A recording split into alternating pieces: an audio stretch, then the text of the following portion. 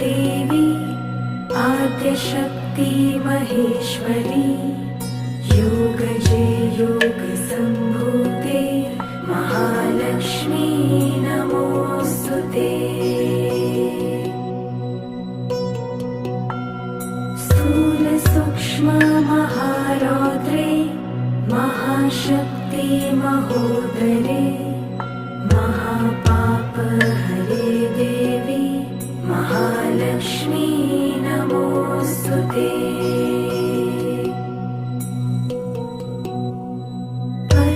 पद्मासनस्थिते Devi परब्रह्मस्वरूपिणी परमेशी जगन्मातर् Mahalakshmi